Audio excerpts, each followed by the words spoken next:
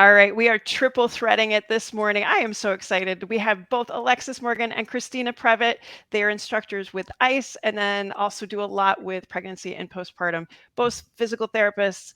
So happy to have you guys on this morning. Thank you for having us. It's so fun to have all three of us here. I know. I'm like, I don't normally get two others, so this is going to be super fun. Maybe you guys can just give us a quick little blurb about yourself and kind of how you got to even working with postpartum women. And you guys are very, very well skilled in barbell yourselves and pretty high level athletes. So tell us a little bit about yourselves. Yeah, Alexis, want to go first? Sure. Yeah. So I am Alexis. I am a clinician. I own my own practice with my husband right outside of Nashville. And I see almost 100%, I say 98% female athletes, many of whom are in the phase of life where they are pregnant or postpartum. And then, like you mentioned, teaching with ICE, our online and our live course. The female athlete is what I absolutely obsess about. Got into wanting to learn about pelvic health just from my own experience. I feel like in women's health, like that seems like very common for a lot of individuals getting in to try to figure it out for themselves because there was not good help out there. So I had to put my own science hat on while maintaining that patient hat and try to figure it all out. And within that, I realized there's so much to understand about both pelvic and the athlete. Yeah. And we can overlap those things for so long. And I like to pretend like it's gone, but it's not. We're still we're still working to make better. Sure that it's better. But to where we can understand that, those two worlds can coexist. Yeah. We can optimize pelvic health while still optimizing, your fitness realm. And so really that's my obsession is helping people in my community and then helping clinicians all over to help their communities for these individuals. Also, and you also threw down with CrossFit Hendersonville at the CrossFit Open, which was amazing. We were cheering you on. Thank you. I felt you. Awesome. I felt you cheer me on. I needed that. Awesome. Christina. So my kind of approach into pelvic PT was a little bit unordinary, I think. So for 5 years, my husband and I ran a physical therapy gym hybrid model called Stave Off. And I am also doing my PhD part-time. And so part of my PhD comprehensives was to look at the ways in which physical therapists can get involved in health and wellness, and where is the literature to support our roles across the lifespan. And the two areas of practice that came up overwhelmingly in the literature was in the perinatal space and in the older adult space, chronic disease health management. And so we basically created programs to try and facilitate this transition or this bridging between rehab and health and wellness. And so I started as a non-internal pelvic floor physical therapist who was working in an exercise space to try and create bridges from the pregnant and postpartum space into the exercise space. And when I got pregnant with my own kiddos, I have been doing CrossFit. I've done all the strength sport. I've competed in bodybuilding, powerlifting, weightlifting, and CrossFit. The comments that I was getting online were unreal. Like, you're going to kill your baby. I know. It's so bad. Feedback numbers. And I was completely in shock that this was like the narrative that was being spun online. And so that created me to be a little bit more vocal in this space. And that kind of prompted me to get all of my internal courses and credentialing so that we could really start creating more of a bridge to, what is known in the pelvic health space, what I would say a traditionally underdosed patient population, how do we bridge that into fitness? And as I was doing that ICE, which stands for the Institute of Clinical Excellence, was like, we need a course on this. Yeah. And I kind of locked shields on that. And so my space, I now run, Stave Off is kind of coming down to the US. That's a whole other thing, but I run an online Welcome to the States. I run an online company called the Barbell Mamas, which provides pregnant and postpartum programming for CrossFitters, weightlifters, powerlifters with pelvic health filters around trimesters, leaking, symptoms of prolapse, diastasis recti, etc. And I'm also involved in research that's trying to shed some light on resistance training in pregnancy, because right now we really don't have any literature that supports, other than moderate intensity training during whatever pregnancy. The hell that means. Yeah. So we're starting to work on saying, there's people who are pushing this paradigm. And so we need to be looking more into the literature on this and what that looks like. So that's kind of where my space is between the Barbell Mamas, my research in this space, and teaching with Alexis through the That's awesome. I love hearing this, not to be the old lady in the group here, but like I started in this 22, 23 years ago, and pelvic health was just like this one lane. And I did ortho and I did pelvic health, and they were these two lanes. And I remember starting to mash it up and people being like, what? You can't do that. You can't do that. And that whole, you're an internal therapist, or you can't be a pelvic health therapist if you don't do internal. I'm like, I can do it. It's not that special, like, honestly. So it's so refreshing to see people come from like all the directions and mash it up, because I totally, and we'll chat about the research in a little bit. Like, that's what I think is going to push us forward, is if we get out of our lanes and we start getting messy and playing in the dirt and seeing what we come up with. So I love that. I love that. Okay, we're going to start about misconceptions. Okay. So what are the biggest misconceptions that moms have about returning to sport? And we can talk specifically about weightlifting and CrossFit, because that's really the wheelhouse that you guys come from after pregnancy. And Christina, if you want to speak to during pregnancy as well, like what are those big misconceptions that moms have? Yeah, so I think a lot of the narratives, and I really do believe that health providers are well-intentioned, is that I really believe that pregnancy and postpartum is where the thought viruses around exercise begin. And they continue into older adulthood, where we are being told, oh, you shouldn't do this, or oh, you can't do that, or you're going to start developing this. And so when we were looking at some of the research in resistance training in pregnancy, we were looking at the Valsalva maneuver is a big one. Like, you should never, ever Valsalva weightlifting during pregnancy or postpartum.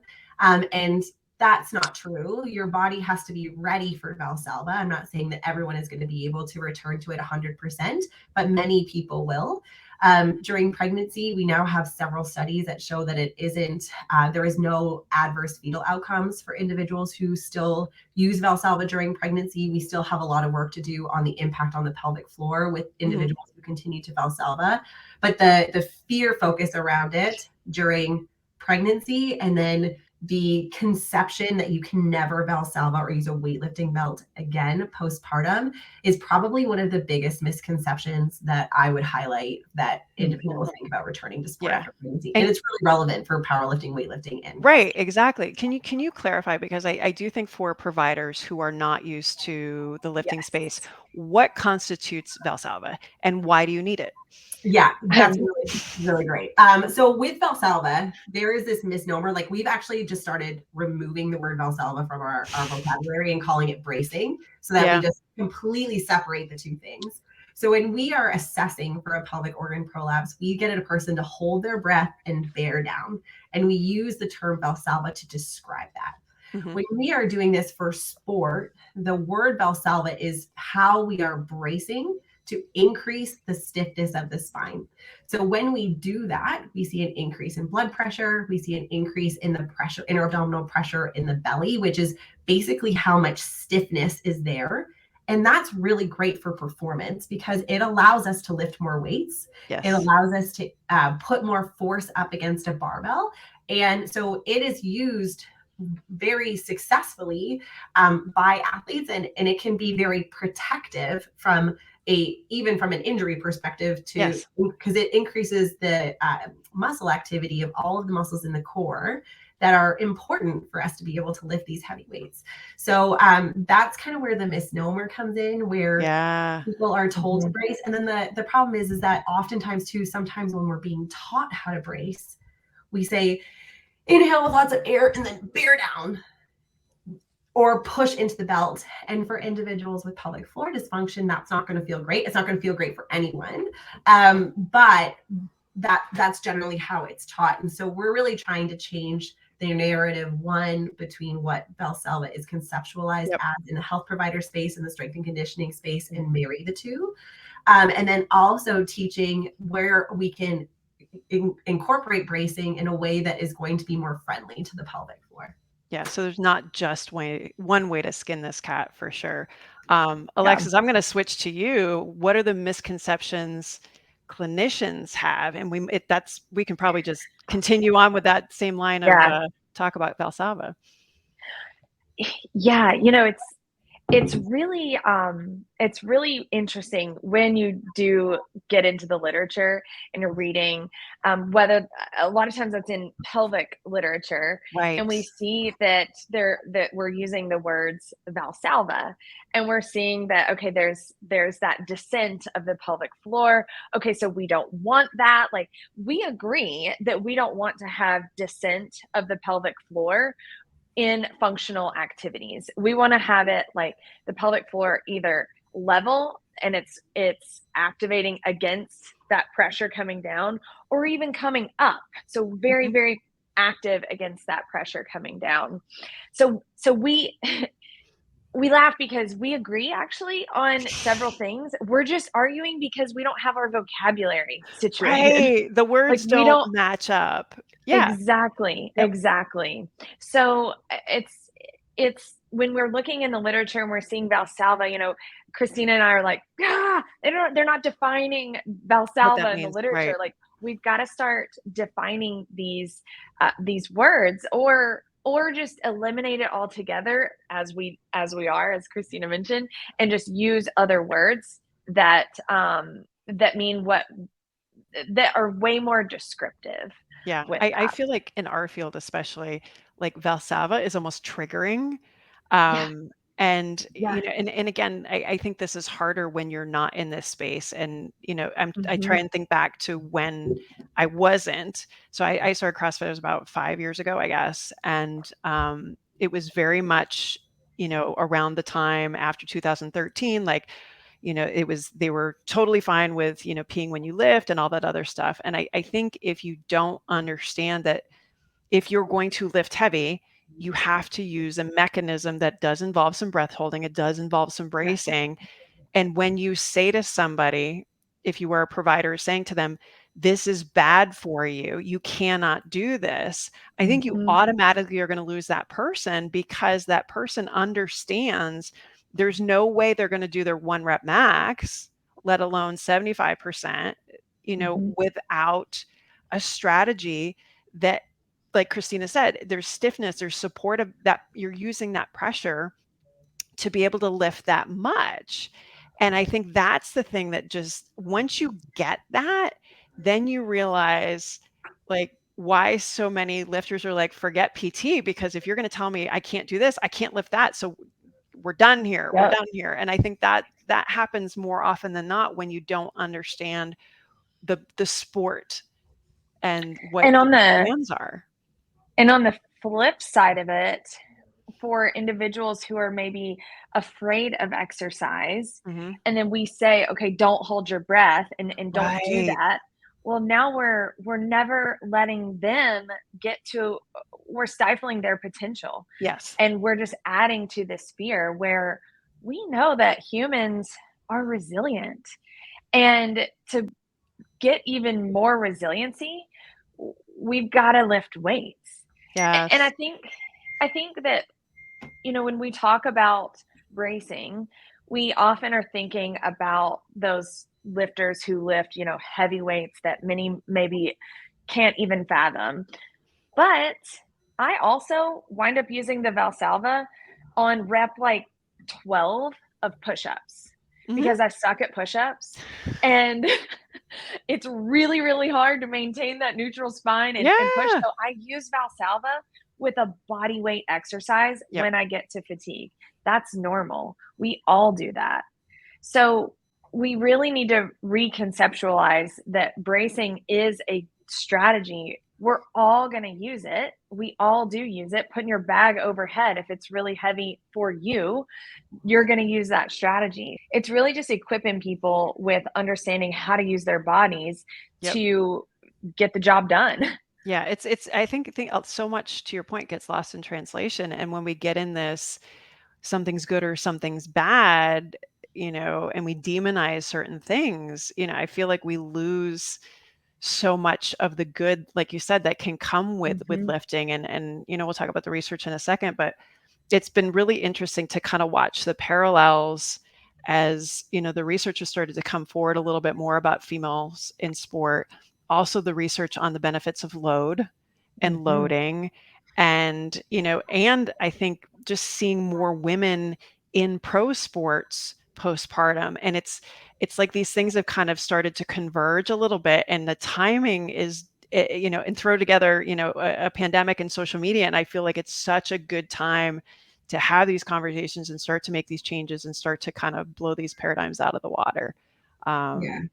But we're seeing so many athletes who are really starting to push this paradigm, which is fantastic because it's starting to show what is possible. The thing that really, like for me personally as an athlete, that has really sucked is that my fertility window and my athletic window directly overlap. There's nothing that we can do about that, right? So we have to start making these decisions. But what that also means is that we are starting to be able to encourage people that, having children doesn't have to be the end of your athletic career. Right. It can be.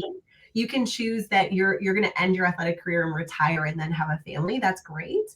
You can choose that you're going to have a child and then return to athletics and then retire after you have your, like, there's just so many options for you now, because we are starting to see these examples like Amy Thorisdottir and and Allison Felice and Serena Williams, like all of these incredible athletes who are just showing their athletic potential postpartum. And we can even reframe it further and say, coming back to the fundamentals of core rehab, pelvic floor rehab, force transfer in that postpartum window may actually be helpful for your postpartum performance, because oftentimes we don't take the time to go back to the fundamentals until there's a reason for us to do that. So, there's just so many ways that we can be reframing this return to sport. And we're not just talking about pro athletes. I'm talking about anybody who wants to move their body in an intentional way after having kids. Exactly. And I think, to your point too, with your background in geriatrics and the older athlete and the older adult, like it's almost an identical transition. I mean, I was in the gym yesterday and there was a guy and he was having an issue and he's like, oh, it sucks getting old. I'm like, no, we don't get to blame it on that anymore. I'm like, I'm sitting here at 46 and I don't feel old. So we're just going to keep riding that train. Right. Absolutely. Like that ageism starts early and I blame some of the healthcare providers for contributing to that narrative. It really happens in the public health space around having this idea of fragility after having children, or that we always have to be careful now because we've had kids. Like we have to take ownership as providers that, we have contributed to that narrative, whether we meant it to be harmful or not. So no, I think so too. And I do appreciate, it does seem like, at least in pelvic health, we've kind of started to turn a corner and we're not as anti-lifting, anti-workout as we once were, I suppose. So now for you guys, you're known in your classes for tons and tons of research. When does the research help us? What are some examples in which it's really helped push us forward? And when are there circumstances it kind of holds us back a little bit? Yeah. Do you want me to tackle that first? Sure. So I'm going to try not to go too much on a soapbox about this. So I want the soapbox. So the first thing that I'm going to say is that when it comes from a research perspective, if we don't know, the answer is no. So that is kind of the narrative that we're seeing, right? And this is in the pregnancy and resistance training space is where this don't lift more than 20 pounds recommendation has come from. Because the only research study we had in resistance training in pregnancy had individuals lifting approximately 20 pounds because that was their moderate. So because we don't have any studies showing individuals who are lifting heavy weights during pregnancy, the translation of that has been, well, we shouldn't be lifting heavy weights during our pregnancy. So when we don't have the evidence available, we will be held back from that. Yeah. We also have to understand the research process, right? So when it comes to pregnancy, we are going to be looking at fetal outcomes first, which whether we agree or disagree, right? We have to make sure that one, it's safe for baby to be doing anything. Mhm. We don't have very much research that's looking at pelvic floor kinematics, physiology changes with different types of lifting modalities or exercise modalities in general. So a lot of these recommendations, don't do this or don't do this or avoid coning at all costs. Like, we really don't have any research to support that by completely avoiding core exercise during pregnancy, that it's going to support a return of your rectus abdominals faster. Right. And I would also argue that deconditioning your core wall for 9 months is probably not the best way to Not be the first started. choice. Right. Exactly. You know what? I wish that I was weaker coming into this big transition phase of my life. I think if I was weaker, I would have had a much easier time. Totally, right? Yeah, no, I thought never the same do thing. that. No. Right. So we have these gaps in the literature, and so it can really hold us back from progress. And it has to be this bi-directional relationship. There's, about a 15-year knowledge translation gap between what is happening in the literature and what is happening in clinical practice. And there are new modalities and new thought processes and theoretical constructs that are happening in clinical practice that we don't have research studies that are being done to see if we can support or refute those hypotheses. So we really need to have this back and forth. We need clinician researchers to be available to push these narratives and push these conversations that are really important to clinicians into the research space. That being said, we are starting to get more studies that are pushing the paradigm. The return to running, Tom Goon, Emma Brockwell, Annalise, it started as a blog post. Yep. It started as a blog post and gained some traction, and then Grianne has started to go into the research space, and now she's trying to validate that in the literature. Like, we need that. Yes, so that absolutely. we can see, like, that progression, but it takes time, and it takes people having interest in this, and it takes people pushing these thought processes in practice for there to be justification across an ethics board, especially when you're thinking heavy resistance training, to bring it into the research base. Yeah, no, I hear you. Alexis, what do you think? Yeah, I mean, I think that those gaps in the literature are challenging for clinicians. It's scary when you don't know a road forward, and we don't know for sure that this is absolutely 100% the best way to go for this individual. Like, as gray as our jobs are, we as a profession love black and white. And so we're always looking for that, bi-directional. Yes. And so, that's where we talk a lot about the running literature, and we're like, we are always going to be learning these things from the running literature first, before it seeps into the barbell athlete, before it seeps into, the high intensity, the CrossFit athlete. The running literature is so much older. There's so many more participants in running, and so we're always going to learn from that first, and then need to kind of use our brains and use what we know within our patient population in front of us, and help guide that N of one right in front of us. And I think sometimes it's really, really hard to kind of have something in your head as far as maybe what is right and what is wrong. And then now you've got this person in front of you who's wanting to do something that you think is not a good idea. Yeah. How do we deal with that? Do we stand firm and say absolutely not, and then lose that person? Or do we say, okay, I don't recommend it, but I don't think it's gonna ruin your vagina. So I'm with you. I'm alongside you, and here's the things to look out for, and come back and let's talk about it and let's go through it. Yeah. I think that I get the question a lot of hey, if I do, wall walks, will this ruin my core? Or if I do, hold my breath, will that ruin my vagina? You are not going to do something within your exercise routine that is going to ruin anything of you. Exactly. So really just kind of understanding that N of one in front of us and recognizing that it is a nuanced approach. But we do, as clinicians, kind of have these navigational buoys where the research has helped us a lot. Yeah. I like that, navigational buoys, because it's dynamic. Right. And to your point too, I mean, I think, especially, as younger clinicians, we're looking for maybe that buoy to be a little bit more firm Narrow. and, locked in. And that's just not the case. And I remember as a young therapist, if I didn't know the answer, I would be embarrassed, or I would Mhm. get down on myself and be like, well, you should know this. But understanding also that there's so much that we don't know. And I do Right. think, I know I've become more comfortable saying to people, look, we don't know this for sure.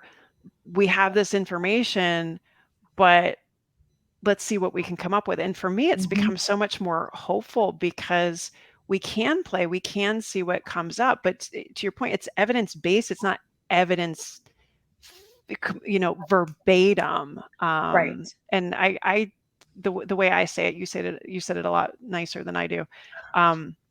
Is basically I'll pull stuff from like any sort of ortho or sport, return to sport literature. And I think that's where a lot of, the return to run stuff with Grania and Tom Mhm. and Emma came from. And you just bastardize the hell out of it. You're like, let me take what I need because I know they're going to put money into this before we ever get to postpartum. And I'm like, we've got nothing. So we might as well take what is already based in something and go from there. But I For totally sure. joke about bastardizing the literature all the time. I'm like, this wasn't the intent. I understand that, but I ain't got nothing else. So guess what? This is what we're rolling with. Yeah. You have to do that, right? Like even if we You look at the do. Valsalva literature, we don't have a single study that's looking specifically at female athletes. No. We have No. more studies in females who are pregnant than females who aren't pregnant from an athletic. I know, which is crazy, right? Like, which is crazy, right? And we don't have anything that's looking at a person in standing with a heavy barbell on their back performing a I know. Valsalva. And so like that, I know that those studies are coming. I've collaborated with Margie Davenport, and so I know those studies are coming, but it's just so interesting where the literature is coming from and what we're trying to extrapolate, right? Like that's where like the term evidence-informed practice versus evidence-based practice has become more popular because I like we're that better. taking our clinical reasoning, we're taking the evidence that we have, and we're trying to use it to inform practice and inform our decisions. So yeah, no, I think that's a great point. I mean, and again, like and this, this is a podcast for another day, but like looking our profession as, are you a technician or are you actually functioning at this doctoral level?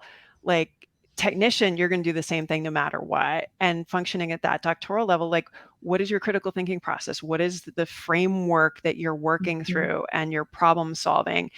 Because that's going to serve you no matter what.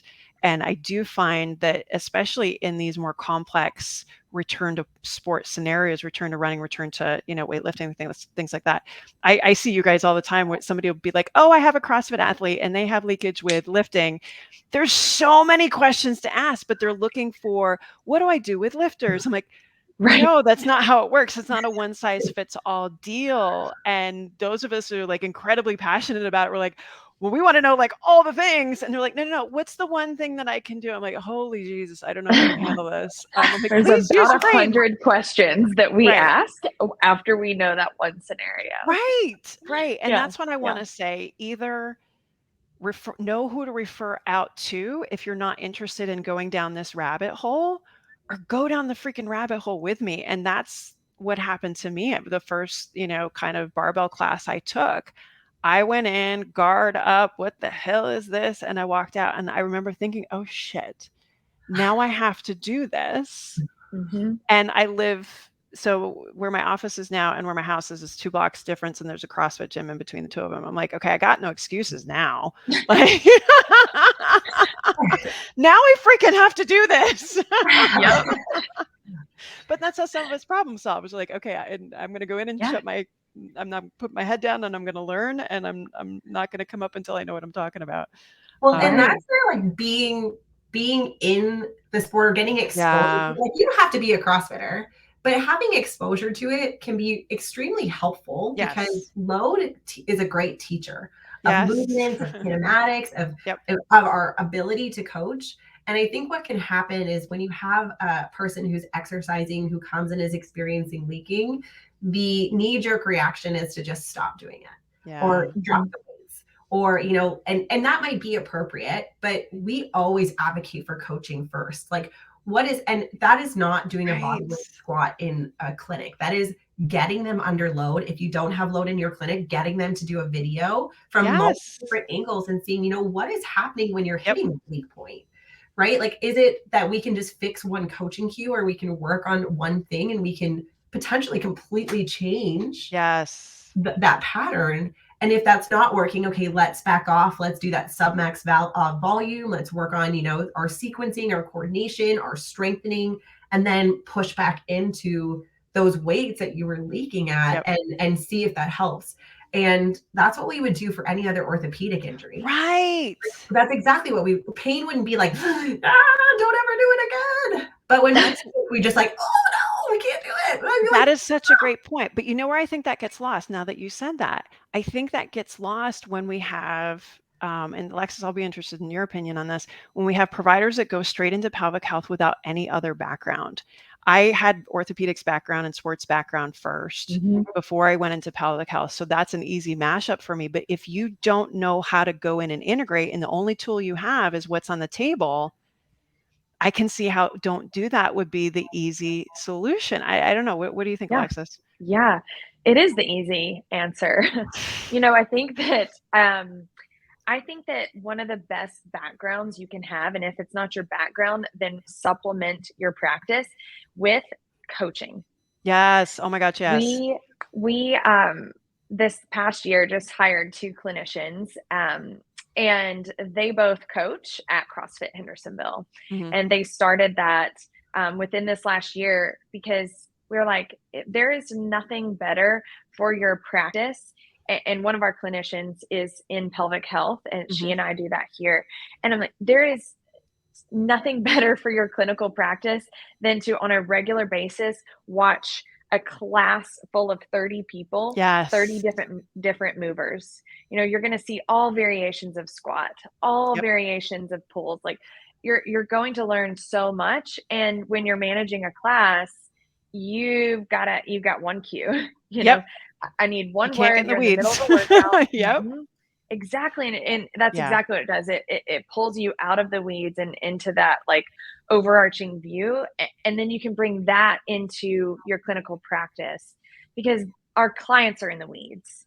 It is our job to zoom out and to bring them out of that and to look at that overall picture. Yeah. And, you know, I hope that the listeners can understand as we're talking through all of this, like, yes, we do internal treatments, internal assessments, and we teach that in our live course. We do the supine work, but then we get them in standing, and we get out in the gym, and we start doing same day functional activities. Exactly. That's what's missing. Yes. Exactly. Because I don't care what your vagina looks like in supine with your legs spread apart in a butterfly position, when the only issue you have is when you're in a handstand. Exactly. And you're queefing. Exactly. We need to get in a handstand. Right. Exactly. No, and I think you hit the nail on the head there. I mean, and how much, you know, more buy-in can you get from somebody that you put them in the position that they came to you for in the first place? You make changes in that. And that's where the longer I'm at this, the less internal I do. I may not even check and do an internal on the first visit. I might do a quick ultrasound and get them moving. And I'm like, all right, let's go low hanging fruit. If this doesn't do it, then we'll dive a little bit deeper. But let's go after why you're here. And you're not here for 6 weeks of visits. You're here for 2 visits. You go back and do what you want, and we keep moving. That I think is where hopefully our profession is going. And I love that that's what the model is that you guys kind of teach to. Because again, like this whole, we have to assess all the things. And that's a little bit of an issue I have sometimes with the research. I understand, you know, we want to assess all the things, but let's get a little advanced here. Let's expert choose what we need based on the situation in front of us. That's because research fights for statistical significance, or I know, which is why I can never be that person that writes that paper. So I love you. I appreciate you. I am not you. I have accepted it. I have self-compassion. It's all good. It's all good. We need way more pragmatic studies that are looking at taking a nuanced approach. Yeah. Because the other thing is that you put the same exercise program on everybody. And if we're clinicians, we're like, well, that doesn't really work. No. Yeah. No, I'm too old to learn a new trick there. So, all right. So for you guys, what does being active postpartum mean to you? What does that mean? Yeah. Do you want to start, Alex? Me? So the first thing that means to me is that momming requires fitness. I have a 3-year-old and an almost 1-year-old, and I flex on my fitness every day. They are running, they are jumping, and I feel so thankful that I have a base of fitness that I've been able to return to after both my pregnancies, because it allows me to show up for my kids. It allows me to not have to worry that I can't carry them back from the park if they have a meltdown. My biceps might be screaming, but my biceps have the capacity to be able to do that. So being active postpartum means that I can show up as my best self for my kids. And then from an athletic perspective, I, even as a mom of 2, personally do not feel like my athletic career is over. It doesn't look the same. It's not that I'm not training for nationals for weightlifting, but having that fitness and pushing my own body is, for me, really a really powerful role modeling for my kids around, I always say my parents exercise or they're working out. And I always say, yeah, because working out makes our bodies feel good. And so that role modeling is part of being active postpartum. And then I still identify as an athlete. And I like that identification. I like pushing my body to see what it can do and how resilient it is and how I can still be doing ring muscle ups after having 2 kids. And that we can start changing this narrative. So that's what I love that. And those kid demands do not go away. Saturday night, it was late. My daughter didn't want to walk anymore. She'd swam all morning. I piggybacked her a mile back up the hill to our house at 9 p.m. And I was like, I'm kind of badass. Thank God you don't lay anymore, but and she's 8, so that demand doesn't go away. Alexis, how about you? It looks so different for every person. And I think that's really hard for a lot of people because many are going into pregnancy thinking, I'm going to have this fit pregnancy. And you can always have a fit pregnancy. That's just going to look different. And oftentimes I'm trying to get a client to define, what does fit pregnancy mean? Or what does it look like as far as your postpartum return? Like in your head, what does that look like? And then we can share and usually like bring the expectations down because so often being active postpartum means finding 5 minutes and getting a little bit of, some squats and burpees in. And then, maybe you got 10 minutes later and you can do a little bit of some core rehab. Like it's split up and it does not often look the same as before. And it's going to be different when you're postpartum from 1 to postpartum from 2 to 3 plus and so on. Like it always looks different within an individual and between individuals. And I think that comparing one's fitness journey to your previous one or to another person's can be really, really challenging.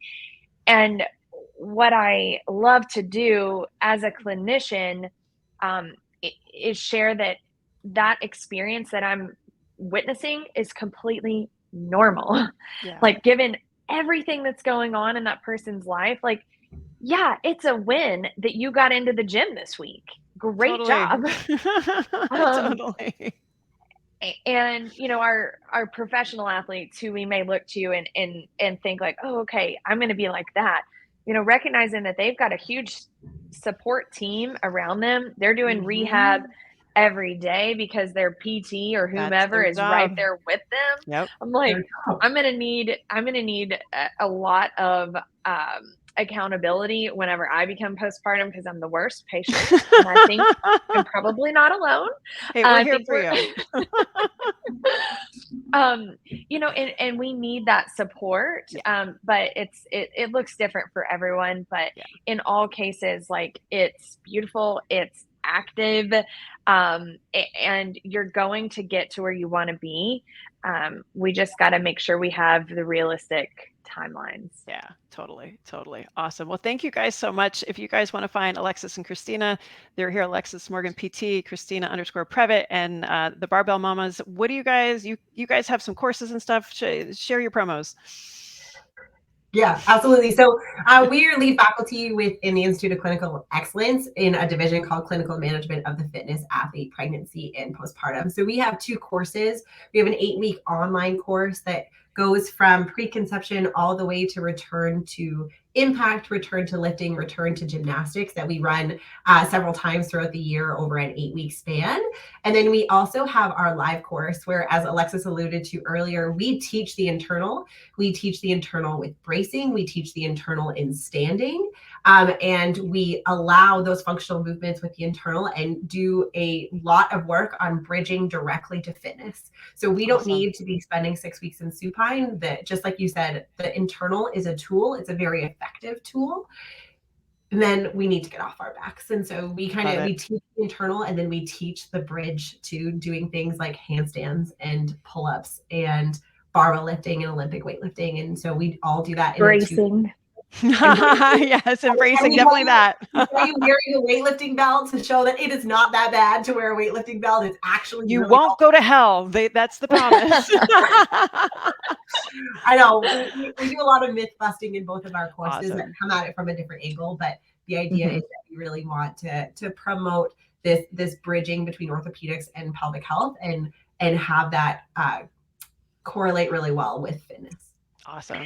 Thank you. And every Monday we get on the PT on Ice podcast as a pregnancy and postpartum division. So Christina and I and other members of our division, and we talk about all of these topics. So if you are loving what we're talking about and want to hear more, hop on each Monday and listen to the podcast. We're live on Instagram, or you can follow us on wherever you listen to podcasts. Awesome. Thank you, ladies, so much. I can't wait to get a workout with you in person one of these days.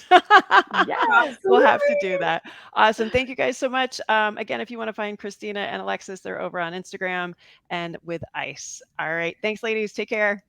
Thank you. Bye.